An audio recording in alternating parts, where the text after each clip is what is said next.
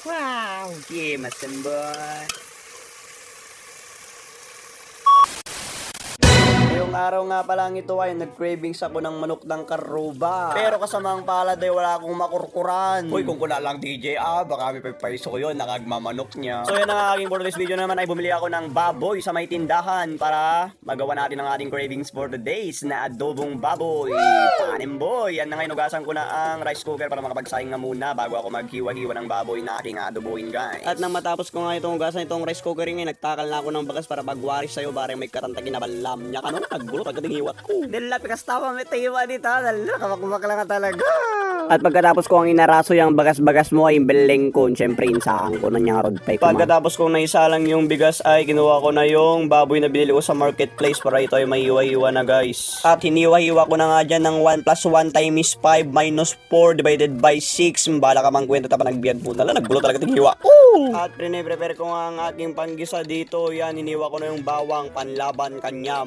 At hindi mawawala ang ating sibuyas, pampabanglo takiligili. Gulo talaga ting hiwa. At hinugasan ko na ngayong iniwa-iwa kong baboy dito, guys, para pwede nang may luto kasi sobrang takam na ako. Hindi pa kasi ako na gumagaan, kaya ito na lang yung dire-diretso na pagkain ko umaga, tanghali at gabi. Inya ka na, naggulo talaga. After 1 year, 6 months, 5 days, sa minamalmal pas dito bugbugwa ko, napaturay ko sa amin aganemic dito lutwe ko, Diyos ko, prosyento. At sinimulan ko na itong gisa, ilagay ko na yung ating bawang at sibuyas para may halo mas masarap. Ay, may natinag, sayang ako 1 minute. So, tinuloy-tuloy ko lang yung paggigisa dito, guys, hanggang sa matanggal yung kanyang tubig at maging light brown kasi kulay mo. At naglagay na ako dito ng rekado. Yan, inuna ko na ang soy, sinunod ko ang kanyang paminta ng 2 kilo. Kita nung makamukay tiraman na dito kinagasang na. At dahil hindi nga ako kontento sa soy pero kontento ako sa kanya, ay walay. Kaya naglagay pa ako ng oyster seasoning without egg. Masarap kasi ako, masarap kasi yung oyster pag nilalagyan mo yung adobong niluluto mo. Yan, naglagay na din ako ng 2 kilong tubig. At pagkatapos nga, guys, na nilagay ko na lahat ng rekado ay tinakpan ko na ito. Hintayin ko na lang na mabatan yung kanyang water at maging maksot. Dahil sobrang gutom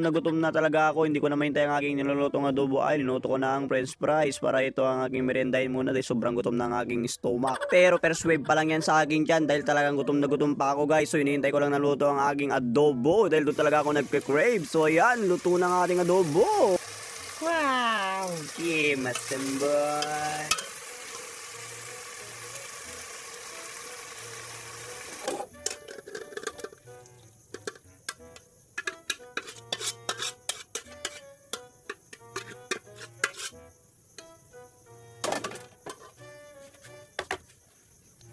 Diyan na nagtatapos ang aking craving, mga antayon.